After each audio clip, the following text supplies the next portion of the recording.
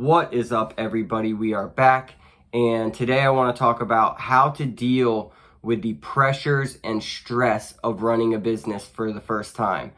And I have a buddy who also is a first-time business owner who runs a pest control company here in Southwest Florida.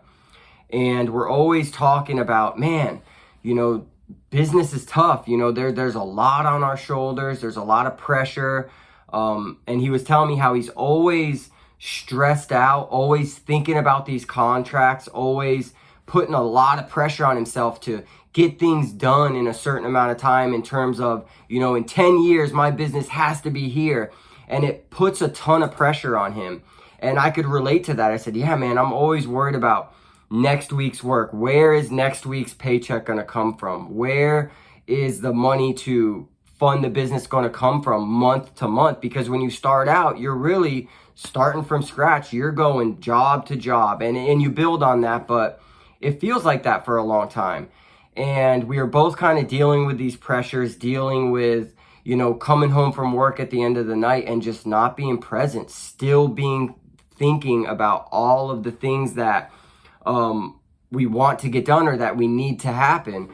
And we're trying to figure out how to deal with that in a better way. And over, the last few weeks, it just kind of clicked with me. And I said, man, I get up every single day and I give it 100%. I don't go out there and slack. I don't have days during the week where I'm like, you know what, today I don't have anything to do. So instead of trying to drum up business, I'm just going to sit and I'm going to watch Netflix. Like, that doesn't happen. Every day I get up and I give it 100%. So I started kind of utilizing some of the principles dealing with anxiety and OCD with business stress as well. And when I got home at the end of the day at 5 o'clock and my family's home and my fiance's cooking dinner, I say to myself, hey, what are the things that I need to think about and worry about? I'm going to think about them for 5 minutes. And I usually do that before I come in the house. And then once I come in the house, I tell myself, I know I've given it 100% today. And I know that I'm going to give it 100% tomorrow.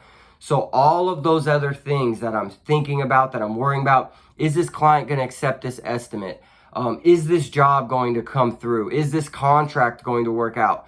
Those are all things that are out of my control. The things that I could control, I've already done. I've already met this client. I've already sent them an estimate. I've already followed up with them. Everything else is out of my control. So I'm not going to try to stress myself out and beat myself down worrying about what is going to happen. So I've just really been practicing that a lot more, practicing faith in the Lord, but also faith in myself that I'm doing the right things. I'm putting myself around the right people. And in time, I will grow and the business will continue to go up and up because that's what I'm working towards every day. And it's just one of those things. I mean, a lot of you guys might be business owners or thinking about running and owning a business, and it's definitely a doable task, but it's definitely a lot of pressure, especially if you have a family to provide for, especially if you have the type of goals that myself and my friends have. But I think it's important not to let these goals weigh you down. Let these goals motivate you. You move towards the goal, not the goal always coming down on you. So that's just something to think about today as you guys go out and get the jobs done for the day. I hope somebody was helped by this video. So like always, like this video so other people can find it. Leave me a comment of some of the ways that you guys deal with the pressures of running a business and trying to be there for your family. And like always, please hit that subscribe button. We are growing in subscribers. I'm somewhere in the early 300s. And you know what will happen when we get to 400 subscribers. I will get out in this community and I will donate $100 to a nonprofit organization that I believe does good. So hit that subscribe button. Have a blessed day.